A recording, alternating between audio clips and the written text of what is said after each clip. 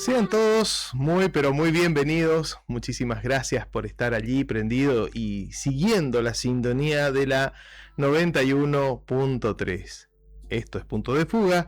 Mi nombre es Ubaldo Paz y en esta propuesta queremos acompañarte durante una hora en un formato de charla, de recuerdos, de esas maneras que son tan nuestras. ¿Viste? Cuando nos juntamos a veces en familia, hoy por ahí quizás por los avances de la tecnología han cambiado un poco las formas, ¿no? Pero ¿quién no recuerda esas reuniones familiares y que de pronto, por ahí decir, vamos a mirar el álbum familiar? Hoy queremos recrear, esta es la propuesta de Punto de Fuga, recrear ese ritual de compartir un poco de esa historia de vida de cada uno con los propios, con los cercanos, y así conocer un poco más a la gente de la 91.3. Primero que nada, gracias por estar en la sintonía y también invitarlos a apelar al esfuerzo de la imaginación, porque Punto de Fuga tiene esta propuesta que no solamente es lo que se escucha, sino también lo que se ve. En este momento no está en vivo en YouTube, pero dentro de poquito esta emisión, así como está saliendo, se va a subir al canal de YouTube para que pueda estar a disposición de todos ustedes. Así que aquellos que después lo vean, háganle en cuenta como que nos están viendo en un vivo, que por supuesto estamos en vivo aquí en el estudio Ángel Pérez Rodó desde la ciudad de Curuzucuatiá, la sucursal del cielo, en la 91.3, Radio Ciudad de Curuzucuatiá. Quiero agradecer muy profundamente a Emilio Ferreira por el profesionalismo y ahí en la consola de sonido, cuidando todos los detalles para que vos ahí del otro lado nos puedas escuchar y escuchar bien. Quizás en tu vehículo, en tu casa, habiendo regresado del trabajo, de los quehaceres, y no sé, por ahí mirando un partido de fondo, quizás pones el partido y dejas el sonido de la radio para que te acompañe durante este rato. Hoy nos damos un gusto muy particular. ¿Viste esas personas que están acostumbradas a realizar una actividad, que es su oficio, que es su habilidad, su destreza, el rol que cumplen en una comunidad y que las conocemos como tal? Bueno, hoy nos damos un lujo porque a esa persona que tiene esa habilidad, nosotros le aplicamos esa destreza para poder conocerla. Ella que ha sido, y ya estoy spoileando un poquito, ella, nuestra invitada, que ha sido responsable y ha tenido la habilidad de descubrir muchos relatos de vida, ha tenido la habilidad de dar a conocer por distintos medios la historia de muchos de los protagonistas de curuzucuateños durante muchísimo tiempo. Hoy la protagonista es ella y queremos darle la bienvenida a nuestra invitada de lujo de hoy, nada más y nada menos que Virginia Aguirre Talamona. Bienvenida, Virginia, muchísimas gracias por estar. ¿Cómo va? Bueno, muchas gracias por la invitación. Vamos a ver qué depara esto, porque me pediste algunas fotos, así que estoy expectante a ver qué va a surgir de esta entrevista, muy original, muy interesante. Te digo que cuando empecé a buscar las fotos, bueno, las fui eligiendo al azar, pero son todas significativas, así que te voy a poder contar muchas cosas lindas. Bueno, para la gente que por ahí nos está escuchando y que también va a estar viendo esto, Punto de Fuga, el nombre del programa refiere a ese concepto técnico que se aplica en fotografía, dibujo técnico, que hace referencia a la profundidad de una imagen, aquel punto donde convergen esas líneas imaginarias que aparecen en la imagen y que nos dan la sensación de profundidad y nos dan la certeza de que hay algo más allá. Y en cada fotografía, en cada captura, a pesar de que es una instantánea de ese momento, esa captura, ese momento tiene una historia antes y después. Y de eso se trata un poquito, de conocer a nuestra protagonista. Así que, bueno, Virginia, Si te parece, creo que la producción ha hecho un ordenamiento lo más cronológico posible de las fotos elegidas, como para ir viendo y conociendo esta historia y conociéndote a vos, ¿no? Y cómo se ha escrito tu historia. Así que bueno, estamos en condiciones y ya nos vamos con la primera foto, que bueno, es una postal de época, ¿no? O sea, contar un poquito quiénes están ahí. Vos sabés que me pasó algo muy especial con esta foto, porque evoca un recuerdo. Esta foto no estaba en mi familia. Yo, cuando fui directora de cultura, se acercó Néstor Altamirano la primera semana que asumí y me dejó creo que 30 fotos enmarcadas y quedaron ahí hasta que en pandemia empezamos con Fundación Tierra Sin Mal a hacer el famoso, la famosa Buscando Historias en la Sucursal del Cielo, que era para recabar información sobre un archivo de base de 2000 fotografías antiguas curuzucuateñas. Y vos sabés que esa foto, en esa foto está mi abuela, que está delante de la puerta que está abierta. Esa es mi abuela. La que está parada detrás de la puerta abierta. La que está parada detrás de la puerta es mi abuela, que se llamaba Dora Villalba de Talamona. El señor, que en ese momento no estaba casada, era una adolescente. El señor que está manejando se llama Elías Villalba. Y la señora que está poniendo agua al radiador del auto era mi bisabuela, Juana de Dios Robaina de Villalba. Vos sabés que una de las cosas que me contó mi abuela cuando yo era chica, era que ella fue la primera mujer que manejó en Cruzú. Estoy hablando década del 20, 1920 más o menos. Ella nació en 1912.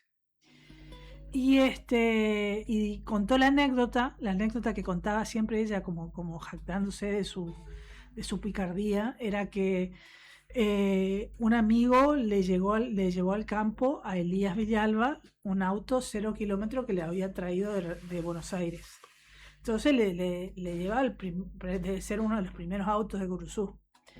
Y el amigo tenía el mismo auto del mismo color y el mismo modelo, y estaban estacionados los dos autos ahí al lado de la casa del campo, que era en paraje en Espinillo, cerca de Cazadores Correntinos, el campo de mi bisabuelo. Y ella era la mayor, mi abuela era la mayor de 9 hermanos. Sube a todos sus hermanos al auto y empieza a manejar en medio del monte. Dice que cuando volvió el padre, imagínate, semejante osadía en la década del 20, que eso habrá sido. Entonces el amigo de mi bisabuelo le dice: pero escuchame, Elías, vos todavía no sabés manejar y tu hija ya sabe, que te lleva tu hija. Mira, no le hizo ni un raspón, y ahí empezó a manejar el auto mi abuela. Y eso me quedó marcado toda mi vida, ¿no? Porque ella lo repetía. Ella nos enseñó a manejar a todos sus nietos. Yo empecé a manejar cuando tenía 12 años, ya iba y manejaba. Apenas podía llegar a los pedales, pero yo ya sabía cómo se manejaba. Y esta foto no estaba en mi familia. Y cuando le digo a las gurisas, mi querido equipo de cultura de aquella época, le digo: desarmen los cuadros que me había traído Altamirano, vamos a escanear esa foto porque vamos a necesitar para hacer la gráfica de la campaña esta que íbamos a empezar en pandemia. Cuando me escanean y me pasan en los archivos, yo abro mi computadora y aparece esta foto. Y yo le reconozco a mi abuela. Y bueno, entonces después... ¿No te la esperaba? No me la esperaba. Una emoción terrible, una anécdota hermosa. Y bueno, después le digo a Altamirano, le digo a Carlos Vaquero: ¿quién tiene esta foto? Y di con la persona que tiene, le escribí por Facebook, ahora es concejal de Cazadores Correntinos, ahora no me está saliendo el nombre, y me dijo que él encontró esa foto en la estancia de su abuelo en paraje El Espinillo. cuando me regala la foto, que es una postal, que es muchísimo, chiquitita, de 12 por 10, ponele. Ujú. Detrás, eran postales las fotos en aquel momento, tiene la firma de mi bisabuelo. O sea que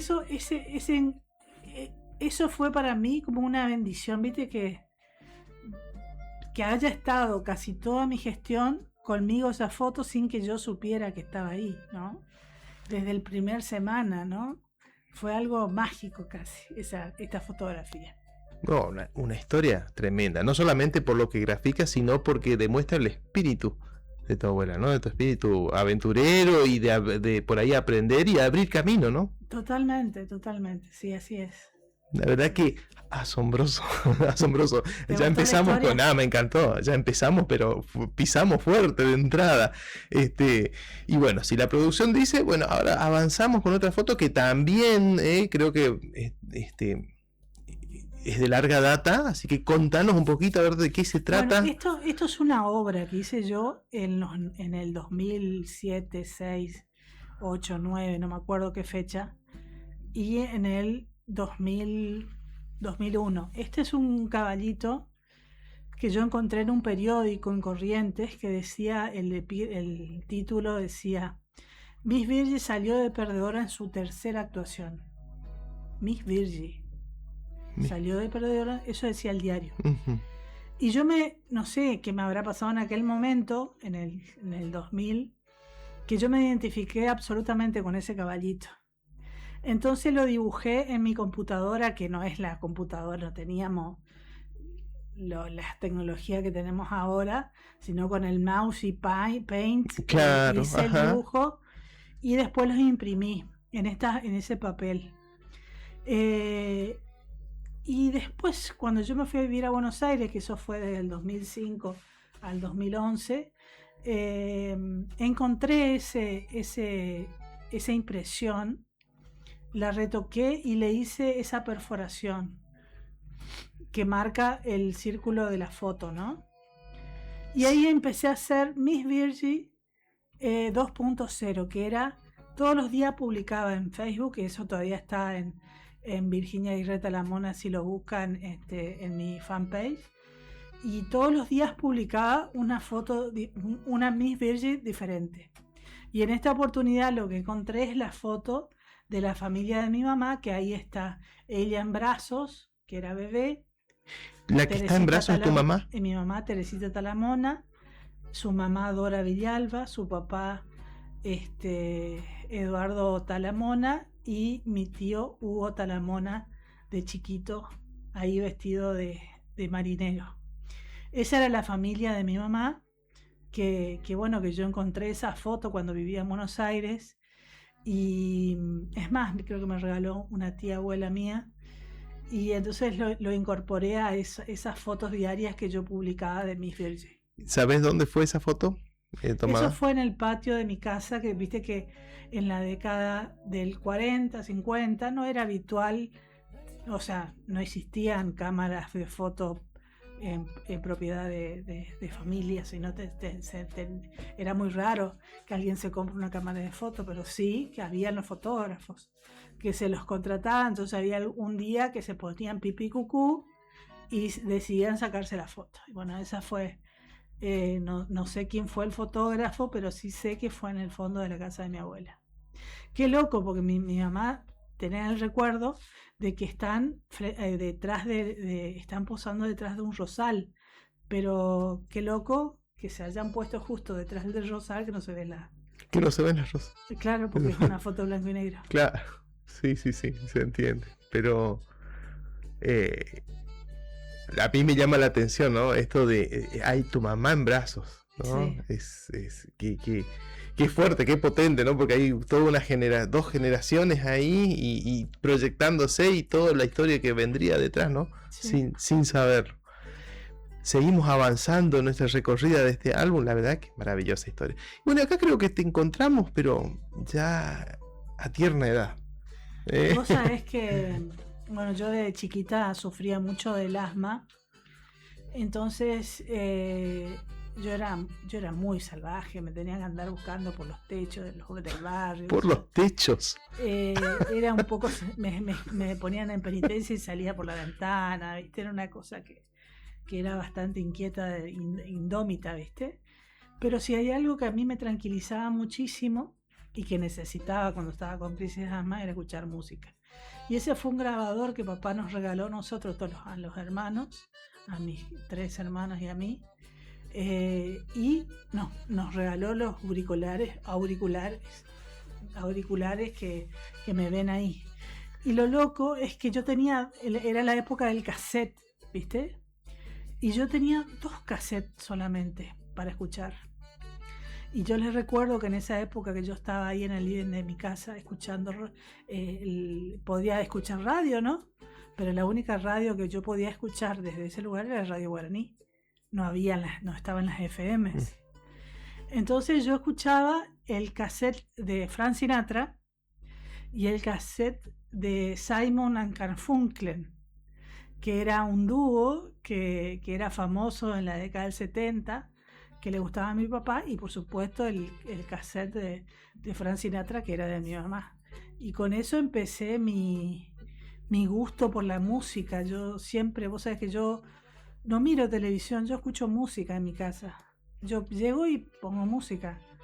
Necesito sí o sí de la música y tengo una colección muy variada de eso. A mí me interesa mucho. Me influye mucho para crear, para pintar, para escribir, para hacer otras cosas. Siempre la música es muy importante y yo creo que desde ese momento nació mi amor por esto, ¿no? Algo que me llama la atención de esta foto, Virginia, es que evidentemente era un lugar muy especial para vos, el hecho de que se hayan tomado el trabajo de tomarte la foto allí. Sí, porque ese es el living de mi casa. Y mientras mis hermanos polulaban por el resto de mi casa, ese era un lugar donde mis hermanas no jugaban. Mis hermanas eran un lugar de paso nomás. Entonces era un lugar que yo podría estar tranquila mientras la vida de mi familia continuaba en la cocina, en la sala de estar y demás. ¿Viste? Era un lugar especial para mí, sí. Y yo pasaba horas ahí escuchando las dos cassettes. Por supuesto que me gusta mucho más Frank Sinatra que el otro grupo, Simon and Garfunkel, que no sé cómo se dice perfecto, si lo dije bien o no, pero bueno, esos eran los cassettes que yo tenía. ¿Y a veces volvés a esas pistas? Sí. Sí, a mí me sigue gustando Frank Sinatra. Es una cosa que no puedo... Me hace vibrar Frank Sinatra, me gusta mucho. ¿Te transporta quizás también a esos recuerdos? Totalmente, sí. Porque era una conexión, fíjate que son 2 cassettes, que uno era de mi papá y el otro era de mi mamá. Entonces es una conexión interesante. Como cuando subimos al auto, por ejemplo, ahora con mi mamá, que salimos a hacer mandados, le pongo Frank Sinatra. Es algo que compartimos con ella. Mi papá después cambió de gusto musical, ahora le gusta Monchito Merlo. Ah, mira, un cambio bastante radical ahí. ¿Y te acordás si en algún momento después se amplió el repertorio, apareció un nuevo cassette que también... Unos años después, Sonido, donde no era Sonido el local que es ahora, sino que era mucho más modesto, mucho más chiquito, empezó a grabarnos cassettes. Entonces en esa época yo me iba y no sé si era Sonido o el señor Rodríguez, ¿te acordás? Ahora estoy confundida si era Sonido o la relojería de Rodríguez. Ajá. Uno de los dos era que grababan los cassettes. Pero yo fui a ese lugar y le digo, necesito que me grabe un café. ¿Y qué querés que te grabe? Claro, yo no conocía. No sabía qué quería que me grabe. Entonces apareció un cassette con Madonna, Michael Jackson, una mezcla rara. Había otras artistas de la época de los 80, finales de los 80. Y bueno, ese fue otro CD. Y después hubo un cassette que yo grabé que me marcó profundamente, que fue cuando Asiac trajo a Curuzu-Cuatiá. Siempre lo cuento esto, pero me parece algo fundamental. Asiac trajo a Curuzú la Camerata Bariloche. Yo en ese momento tenía 15 o 16 años y estaba estudiando con Toto Alsina escultura arriba en el Teatro Cervantes. Bueno, yo estaba estudiando ahí, haciéndome, y empiezo a escuchar el ensayo de la Camerata Bariloche. La Camerata Bariloche es una de las orquestas más famosas que tiene Argentina. Tiene fama internacional. Y bueno, cuando estaba escuchando ahí en el ensayo, bajé, me fui a la parte del gallinero y espié. Y me quedé absolutamente impresionada. Me quedé encantada. Bueno, se terminó mi hora de volví a casa, pero no se me ocurrió pedirle a mi mamá que, no sé, dame plata para comprar una entrada, voy. Tampoco tenía unas amigas que le gustaran y le convenciera para que me acompañe. Entonces, lo escuché desde mi cama, por radio, porque Asiac transmitió por radio la Camerata Bariloche. Y grabé, y fue mi primer cassette de música clásica, que hasta ahora lo tengo, hasta ahora tengo ese cassette. Y eso me abrió un mundo maravilloso, porque me abrió un mundo que yo no conocía, que era inaccesible acá en Curuzú, ¿no?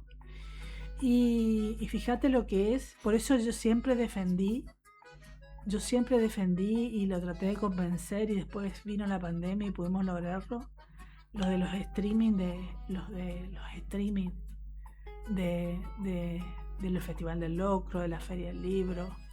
O sea, uno tiene transmitir al mundo todo eso. Uno tiene que democratizar la cultura, uno democratiza la cultura con eso. Eso que a mí me pasó en los años 90, cuando yo tenía 15 años, me marcó profundamente. Y ojalá que con todo lo que hicimos en pandemia no hayamos llegado a un hogar, a un adolescente, a un joven, para decirle, mira, abre el mundo, acá está el mundo, te lo regalo para vos. Replicando, ¿no? Un poquito esa experiencia, ¿no? O amplificando, en realidad sería esa experiencia que contaba.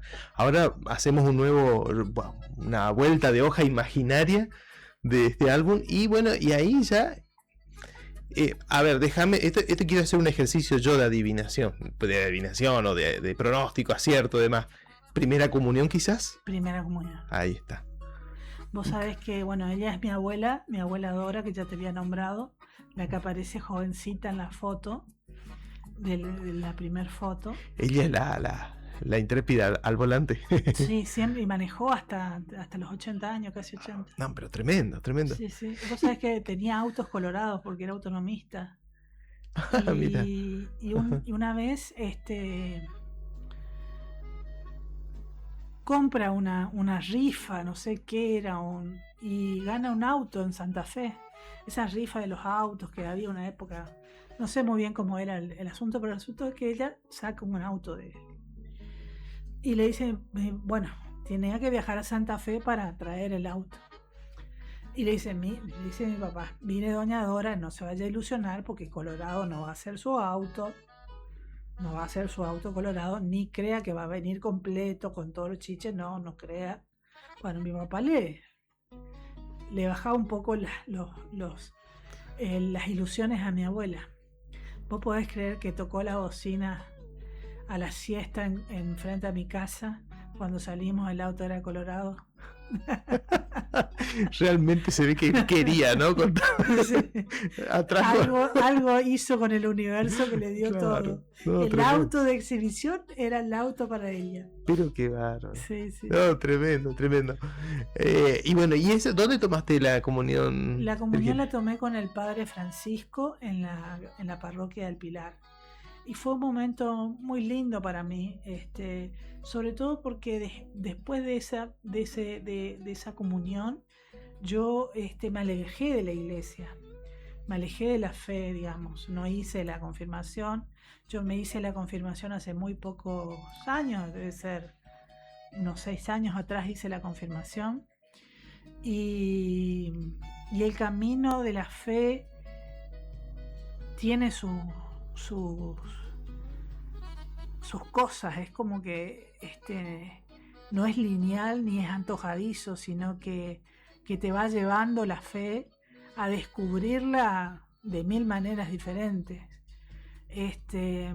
Viste que hace poco restauré la imagen de la Virgen del Pilar.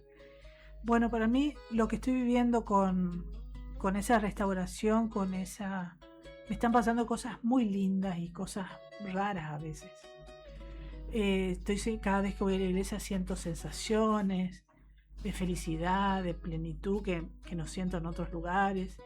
Y eso me acercó mucho a pensar y a reestructurar lo que significa para mí la fe y lo que significa para mí la religión católica, ¿no?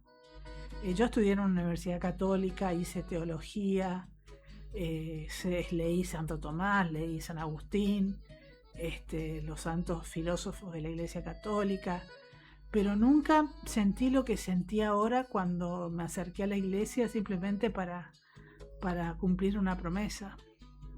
Y bueno, en esta foto es el inicio, ¿no? Mi abuela era una persona de mucha fe. Ahora después viene otra foto, no sé si te pasé la foto de la capilla.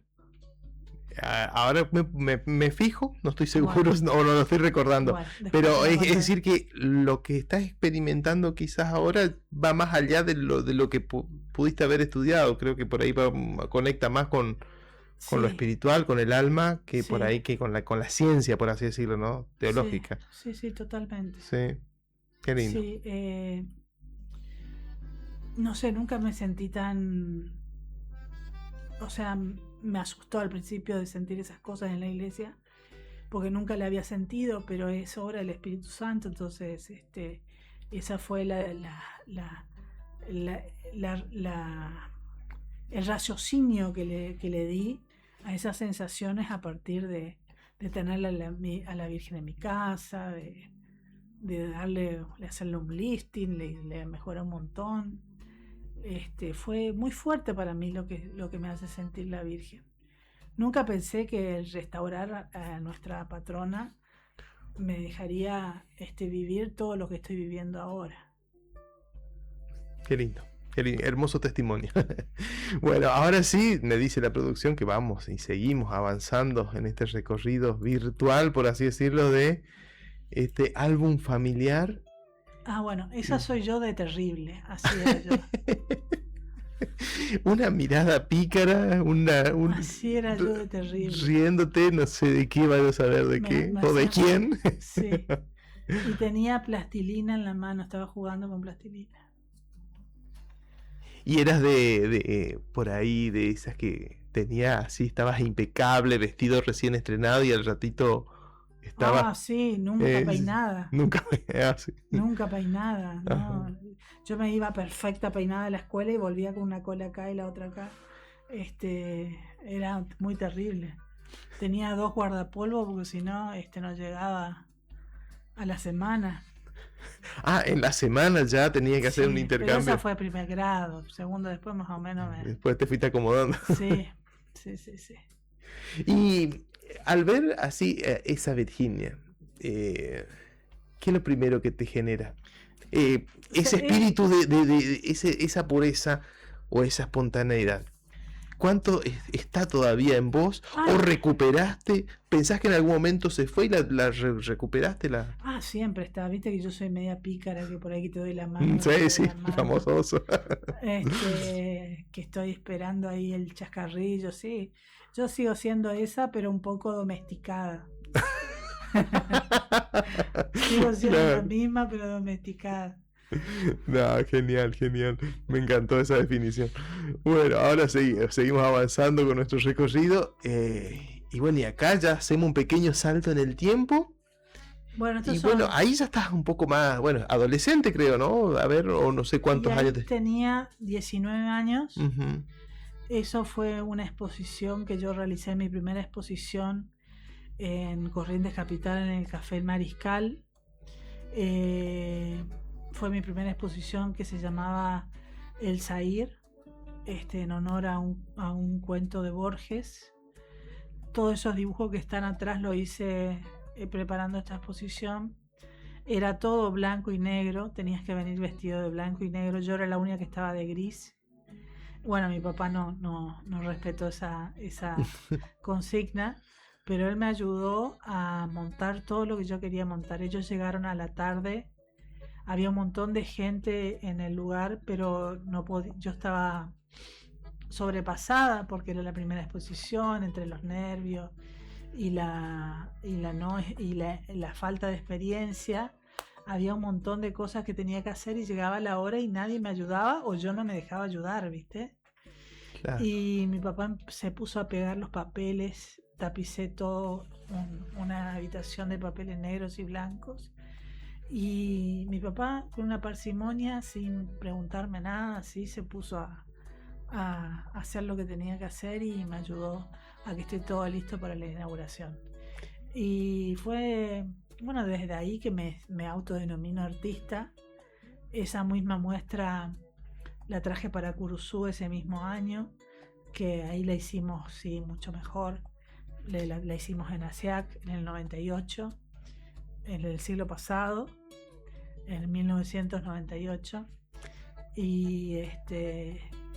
Y bueno, ahí sí la consigna era venir vestidos de blanco y negro, todos vinieron vestidos de ¿Y en blanco qué y te negro. inspiraste?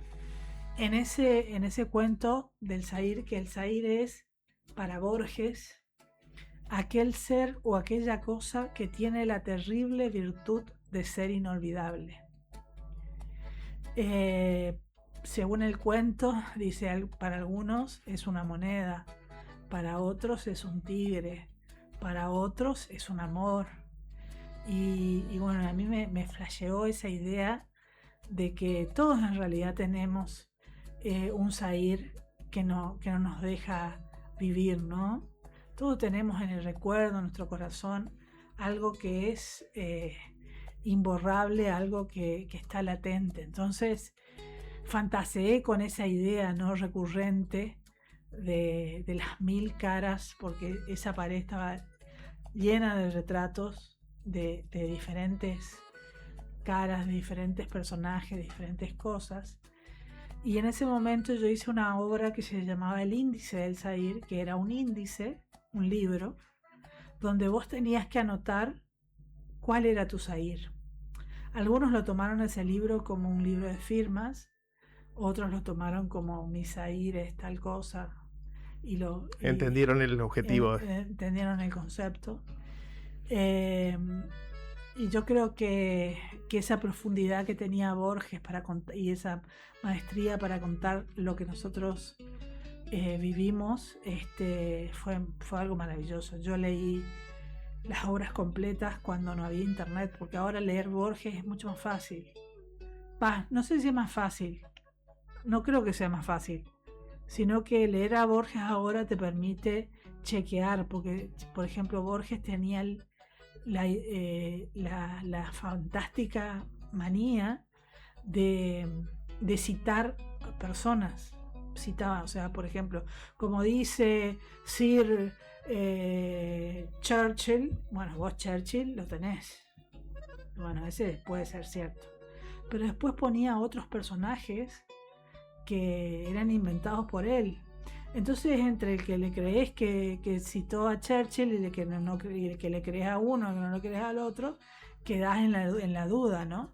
Y bueno, yo creo que cuando leí Borges me quedé con la duda de si existían todas esas citas que él daba y hasta ahora, lo siento, ahora es mucho más fácil porque con la inteligencia artificial o con el mismo Google vos determinás si es real o no un personaje de Borges. El tema es el tiempo, ¿no? A veces tomarse el tiempo porque sí. Las citas no deben ser pocas. Sí, no, para nada. Y bueno, a mí me llenó de emoción esa literatura, me llenó de emoción el concepto, ¿no? Aquel ser que tiene la terrible virtud de ser inolvidable. Es muy profundo. Absolutamente. Seguimos, damos vuelta una página más en este álbum y Yo acá no sé si avanzamos en el tiempo o nos fuimos un poquito atrás, porque parece más o menos contemporánea de la anterior, pero vos me dirás. Bueno, ahí está mi papá con un papel en la mano ayudándome a tapizar toda una habitación. Eso es lo que te contaba recién. Sí. Y mi mamá estaba muy nerviosa, mi papá le calmaba, ¿viste? Ellos vieron que siempre estuvieron muy presentes en mi vida. Eso fue en el 98, mira, ahí dice la fecha, la foto. Claro, fue el mismo año de la exposición que la que veíamos anteriormente. Sí, es la misma. El mismo contexto, digamos, sería. Sí, esto vendría a ser antes de la inauguración, cuando me ayudaron a montar. ¿Cómo definirías? Porque los veo muy presentes en distintos momentos de tu vida, así capturados en foto. ¿Cómo definirías el rol de tus padres en tu formación? Vos sabés que ellos mis padres tienen una relación entre ellos muy, muy linda. Ellos se aman los dos, se profesan amor todos los días. Tienen una relación muy linda entre ellos, su pareja es hermosa. Pero criaron a sus hijos con una libertad enorme, porque me dejaron ser a mí. Yo soy la más diferente de mis hermanos, es veterinario. Mi hermana mayor es asistente social, mi hermana más chica es psicóloga. O sea, yo fui artista y rompí el molde en casa, pero ellos me guiaron y me ayudaron, a pesar de no ser del palo, o sea, a pesar de no ser una familia que se caracteriza por ser una familia culta. En mi casa sí hubo una biblioteca, por supuesto, había una biblioteca, mi mamá era maestra, pero toda la cultura y todo lo que yo estudié y viví después lo hice yo por mi propia cuenta. Y ellos me acompañaron en todo y me dejaron ser libres. Hermoso legado. Sí. ¿No? Una belleza, la verdad que me encanta. Bueno, seguimos, avanzamos. Y bueno, y acá, contame un poquito de esta, a ver. Esta es una foto de mi primera exposición. Mira, ahí estoy al lado de León García, el que está de pullover marrón, medio con rombos, no sé qué. Ajá, sí. Ese es León García. Nos habían invitado los dos a una exposición en Buenos Aires, en el centro, en un centro sanmartiniano, algo así. Y bueno, yo tenía ahí también 19 años, 20.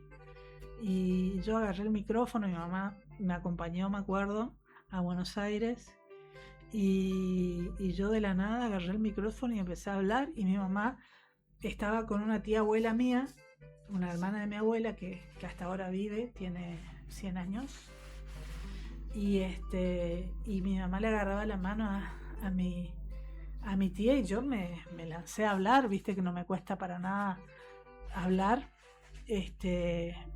Pero hay una foto que te mandé, que fue una de las últimas fotos, que te voy a contar ahí, que no es que yo tengo el don de la palabra, sino que eso se va trabajando y se va construyendo.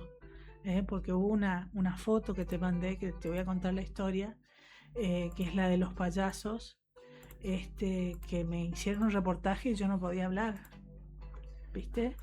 Uno construye esta foto, ¿viste? Esto era en la década del 90, yo iba a la secundaria, era el auge del pádel y se había conformado en Curuzú CAPAS, que era una asociación de mujeres padelistas, y se juntaron y se organizaron de tal manera que nos dividíamos en diferentes grupos y cada grupo organizaba un torneo diferente todos los fines de semana. Y bueno, y acá estoy yo, no sé cuál de esos payasos soy, pero estábamos organizando uno de los torneos de ese fin de semana. Y entramos en un forá naranja que era de un vecino mío, que yo le pedí que nos deje en la entrada. Entonces nos fuimos hasta la casa de mi abuela, nos cargó en el forá y vinimos en el pescante 2 o 3 cuadras antes de la cancha y llegábamos ahí. Y después de eso Cabicu recién empezaba, era la década del 90, recién empezaba a conformarse como un canal de televisión que cubría las novedades. Entonces me acuerdo que Saúl Ordenavía era el que te hacía la nota. Saúl estaba en la producción, ¿no? Y a mí no me salió una palabra. ¿Y qué pasó? Bueno, me trabé toda, no estaba claro, tenía 15 años. Y me acuerdo que fue duro para mí porque era adolescente y no estaba preparada para eso, pero después pasó todo lo de las exposiciones, pasó que tenía que hablar por radio en Corrientes Capital, después que produje un programa de radio en Corrientes Capital, un montón de cosas que tuve que vivir para poder hablar en público, para poder hablar en los medios de difusión, o sea, un camino largo tuve que recorrer para prepararme, y para estar a la altura de lo que me pasaba. Y bueno, me imagino que no habrá sido quizás fácil para vos el hecho de no haberte podido expresar como quisiera. Porque yo era muy tímida, y como ya tenía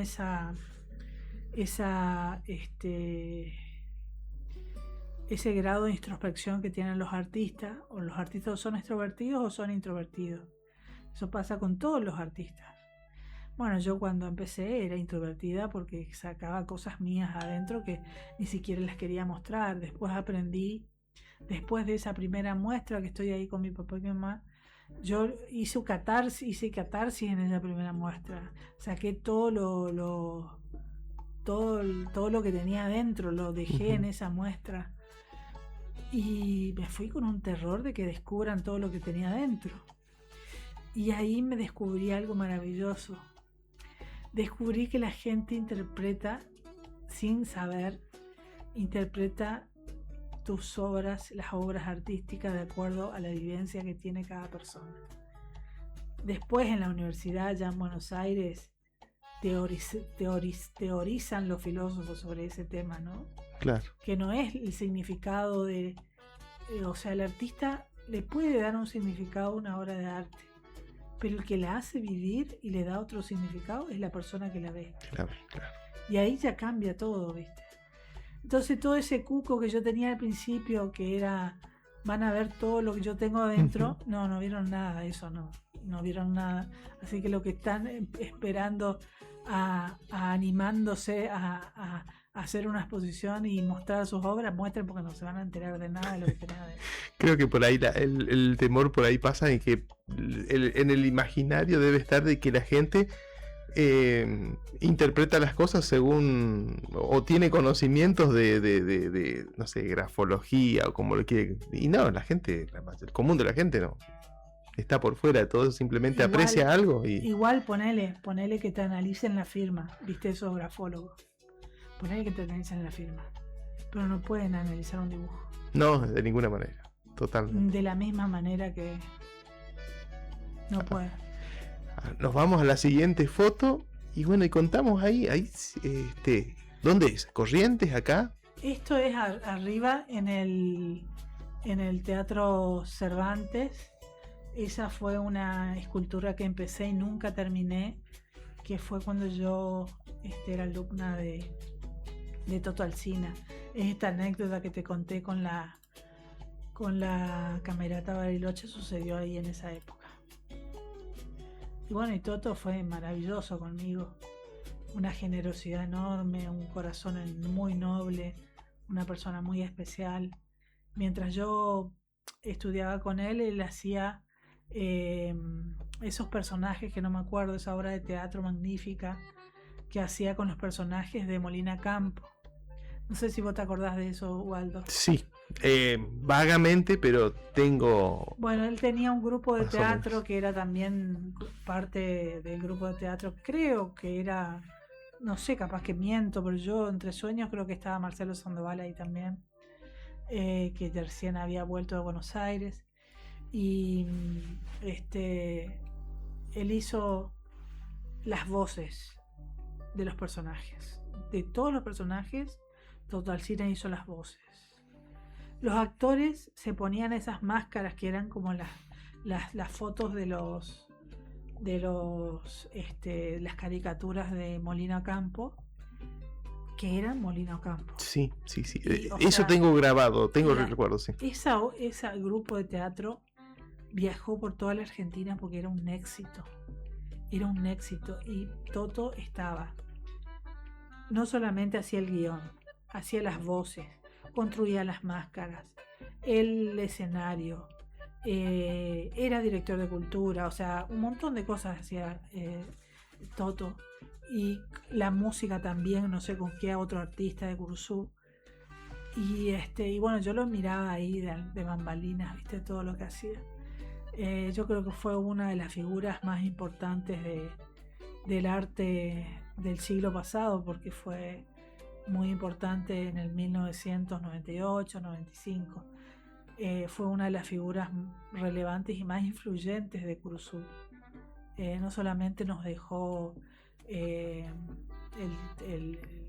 la Plaza del Trabajador, o para el Sarandí, o el Cristo con esa cruz circular, sin cruz, sino con esa aureola de espinas, que es único en todo el mundo. O sea, nadie hizo en el mundo un Cristo de esa manera. Vos sabés que él me contaba que cuando él estaba haciendo porque eso se hace in situ, no se planta, no vienen a... Tenía que hacerlo él ahí, en el lugar. Y dice que la gente se acercaba y le decía que pinte al Jesucristo. Y él no la estaba por pintar, porque le estaba por dejar de color del cemento, como eran todas sus esculturas. Y la gente venía y le dice, no, tiene que pintarlo, pero nosotros le podemos poner una vela. Entonces no tuvo más remedio que hacerle caso a la gente y darle color de piel al Cristo crucificado. Y ahí se volvió como una pasada obligada a saludar, y se convirtió no en una escultura, sino en un objeto de fe, ¿no? Sí, y aparte un ícono curuzucuateño, Sí. porque como decías, es la única representación de Jesús crucificado, pero digamos entre comillas, porque en realidad en esa no está la cruz, así que... Exactamente. Y cambia totalmente el significado, porque si vos te imaginás, el Cristo crucificado en una cruz, y no tiene cruz, sino una corona de espinas, coronado a pesar del dolor y el sufrimiento, coronado, ¿entendés? Cambia el sentido de lo que vemos en realidad, de lo que significa un Cristo crucificado. Absolutamente. Bueno, Virginia, el tiempo es re tirano. Si hay algo que cuando se pone así interesante, el ida y vuelta, es el tiempo el que conspira, digamos. Pero vamos a hacer como un repaso un poco más ágil de porque creo que para la audiencia y para la gente que va a estar viendo este video lo pueda apreciar, ¿no? Ahí contanos, ¿estás con tu mamá? Es la misma exposición en Buenos Aires. Esa es una de mis obras que fue un retrato para René Borderes que hice, inspirado en René, porque yo fui su amiga. Tuve la suerte de decir que era su amiga, a pesar de tener tantos años de diferencia. Yo siempre venía y conversaba y le pedía consejos a René. Entonces él fue una figura importante. Esa obra la tengo yo, no lo quiero vender, no lo quiero donar, nada. Y bueno, esa fue una de las obras que llevé en mi primera exposición en Buenos Aires. Avanzamos con una más. Bueno, esa fue mi primer mención que tuve. Había un salón de artistas, de jóvenes artistas, que se hacía en el Museo Juan Ramón Vidal y que estaba organizado por el Rotary Club. Y en ese primer año que yo participé, gané con esa obra que está ahí detrás de mi mamá, gané una mención especial. Y lo más loco es que colgaron el cuadro al revés. Está al revés el cuadro. Y bueno, yo estaba tan nerviosa y mis padres no iban a venir y nadie me iba a acompañar, y yo vivía en una pensión de señoritas y qué sé yo, que me auto boicoteé y llegué tarde. Cuando llego, mi mamá había recibido el premio por mí. Ay, pero mirá vos. Sí, y papá y Y mamá pero lo se hiciste quedaron por... ahí Ajá. sobre la hora para acompañarme, pero fue sorpresa para mí, fue muy lindo. Como que no quisiste tener la decepción, por así decirte, de la no presencia de ellos en el momento. Claro, claro, sí, Ajá, sí, claro. sí. Y al final fue al revés. Sí, fue al revés, sí. Contanos, a ver, esta. Esto fue en el 2009, esto fue en Buenos Aires, fue una intervención que yo hice en el hipódromo de Palermo, en Código País se llamaba el evento, que era un evento muy importante en Buenos Aires para los jóvenes. Habían artistas de todas partes del país y a mí me invitaron a colgar unos cuadros y yo con la organizadora le digo, ¿yo será que puedo hacer esto y esto? Me dijo, sí, dale, hacelo. Y llené, ese vidrio tenía 7 metros de alto por 4 de ancho. Lo que se ve es la parte de abajo con algunos dibujos míos, pero hay como unas guirnaldas ahí que se dejan entrever, Sí, ¿no? sí, sí, sí. Bueno, esas guirnaldas estaban llenas de colibríes hasta el techo y estaban hechos con porcelana fría y con purpurina, entonces brillaban y se movía por el viento y entonces brillaban y generaban un evento, un efecto especial. Y esos chicos que están ahí atrás eran amigos míos que me ayudaron a hacer una intervención, hicimos la música especial para esa intervención, después repartíamos un pergamino a la gente, yo hice 500 pergaminos chiquititos así, que decían, la verdad no se encuentra en un solo sueño, sino en muchos. Y íbamos por el lugar tirando purpurina, que vos no sabés el efecto que da con la baja luz cuando tiras purpurina al viento, ves destellos así, es hermoso. Y bueno, compré kilos y kilos de purpurina y tirábamos en el Código País y generamos un ambiente maravilloso que fue muy ponderada nuestra intervención. Y bueno, era un grupo de gente que eran amigos míos, algunos eran clown, los otros, una era arquitecta, la otra era estudiante de medicina y bueno, y así hicimos eso, todos vestidos de blanco y negro. Y bueno, esa fue una experiencia muy linda que viví en Buenos Aires. Y yo estaba participando ahí por la universidad me había convocado, la Universidad del Salvador me había invitado para participar de este evento. Hacemos un salto en el tiempo y ya nos venimos bastante más cerca. Y bueno, ahí estamos con el ex intendente José Irigoyen, miembros de ASIAC. Bueno, esta fue la primera feria internacional del libro, no, la segunda feria internacional del libro de Cursucuatiá. Y lo pongo porque en ningún lugar, primero que representó cambiar todo, ¿no? Estamos ahí con la presidenta de ASEA, que era en ese entonces Norma Bernardes. Estaba también Marcelito Ordenavía en representación de la Biblioteca Cuatirendá. Estaba la señora Urbé, que la distinguimos.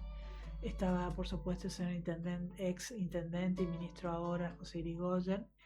Y mi superior, que era el doctor Juan López, secretario de gobierno de aquella época. Y esta foto representa para mí un logro muy importante, porque no hubo otro municipio en todo el país que hiciera una feria del libro como nosotros lo hicimos, que le diéramos tanta envergadura y que podamos lograr lo que logramos. Nosotros hicimos, con la feria del libro, editamos 29 libros, que eso es un montón para una locura. Y lo más lindo de todo, que esos libros están en todas las escuelas de Cursucuatiá, que los pueden consultar, que son consultados, porque tiene la literatura de la colección Flora del Espinillo, tiene la literatura de nuestros escritores. Hay escritores de Cursú que no tienen libro, que el primer libro que tienen es de la colección Flora del Espinillo. Y así que para mí significa mucho esta feria del libro, que me costó horrores, porque tardábamos meses en producirla. Que nos costó muchísimo esmero y aprendimos muchísimo. La primera feria del libro nosotros hicimos el estudio en la habitación, en el salón de reuniones de la Casa del Bicentenario. Esa fue la primera feria del libro. Y transmitíamos en vivo. O sea, lo que es transmitir en vivo. Sí. Que se te corta, que se te corta. No, sí. Bueno. Temas técnicos al por mayor. Y fue así. Yo le hablé a Marcelo Álvarez y me dice, yo no me animo porque yo no manejo Zoom, me dice. Disculpame, Virginia, yo te tengo que abandonar, no puedo. Entonces ahí hablamos con Alejandro Ortiz y le digo, vamos a hacerle sí, pero yo no sé manejar Zoom. Si vos manejas Zoom o sea, yo ponía el Zoom, abría el Zoom, la aceptaba y después me sentaba en el sillón y me ponía a hablar. Y Alejandro grababa. Así empezó la primera feria del libro. Con escritores de habla inglesa, escritores árabes, escritores de Estados Unidos, escritores de Italia, escritores de 19 países, y yo no hablo inglés. Yo me sentaba, le daba la bienvenida, pero en castellano, yo no hablo inglés. Y de repente le damos a Curuzú autores que recitaban su poesía en sus lenguas y no teníamos nosotros cómo bajar eso a Curuzú. O sea, fue demasiado alto para Curuzú. Al otro año sí, bueno, hicimos de países latinoamericanos, invitamos a artistas, a escritores de países latinoamericanos. Todo esto por la generosidad de Carolina Zamudio. Bueno, un montón de cosas, pero hicimos con esta feria del libro, que yo voy a llevar siempre en mi recuerdo.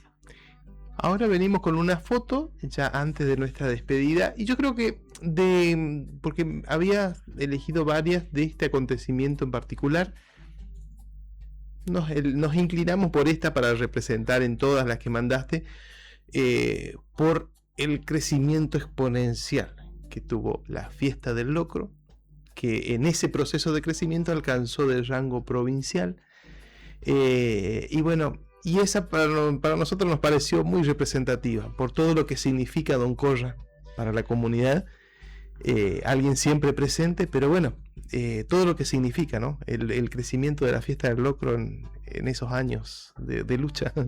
Bueno, empezamos,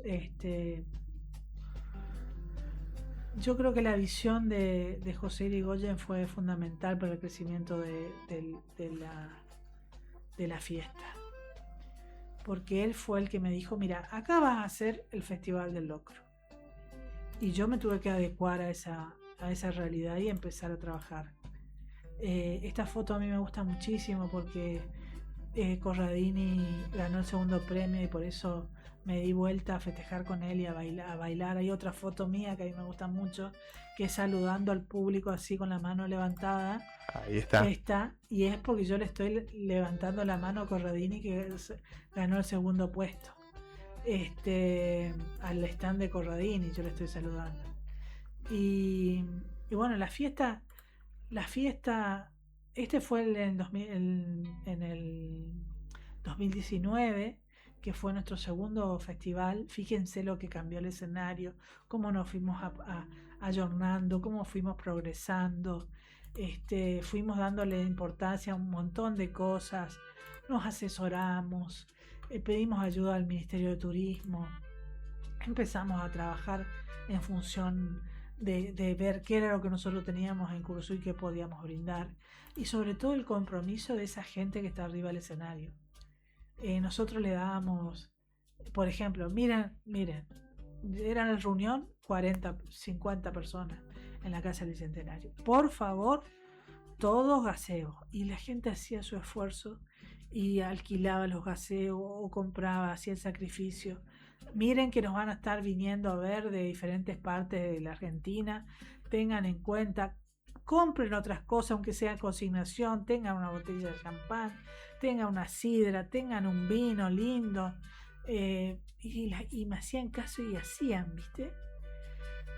Nos escuchaban, trabajábamos en equipo a pesar de ser mucha gente.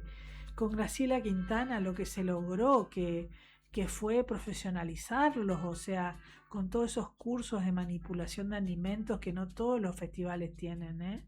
No todos los festivales tienen ese respaldo que le da la municipalidad con el trabajo de la dirección de bromatología. No todos los municipios tienen eso. Y nosotros le estamos dando recursos a estos señores que cocinan todo el año, porque cocinan todo el año. No es que lo creo se nace en un día, ¿no? Es un oficio muy especial, es un oficio que tiene su sacrificio, porque yo me acuerdo ese mismo año que las tuberías se congelaron y no tenían agua.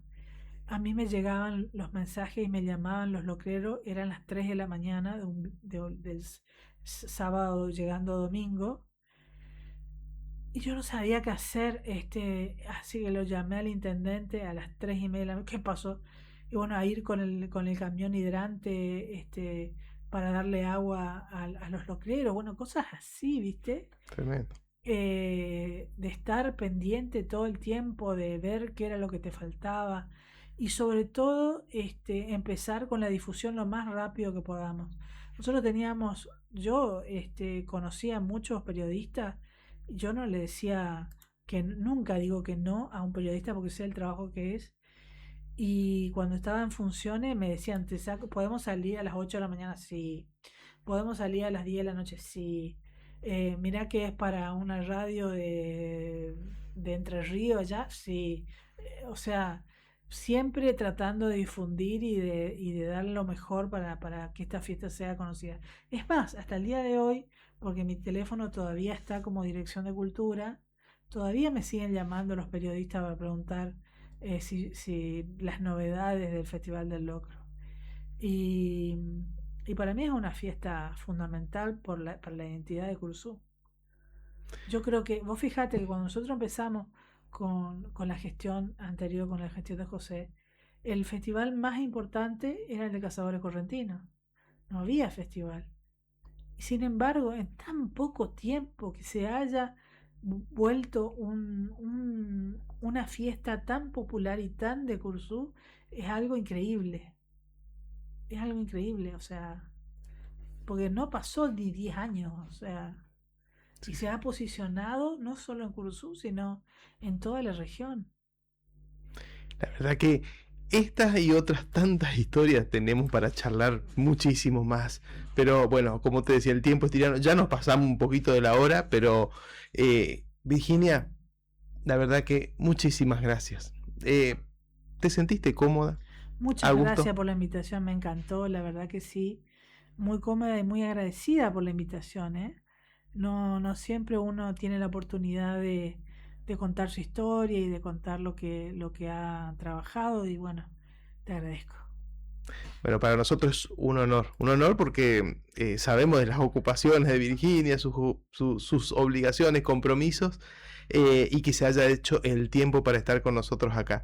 De mi parte, agradecerles muchísimo a todos ustedes por estar allí en la sintonía de la 91.3. Sigan allí porque hay mucha compañía musical durante toda la madrugada. Mañana a partir de las 5, José Luis Gelmi y su Reporte Ciudad y toda la programación de la mañana. Muchas gracias, Emilio Ferreira, por el profesionalismo ahí en la sala de operación técnica y por la paciencia a pesar de los minutitos que nos pasamos.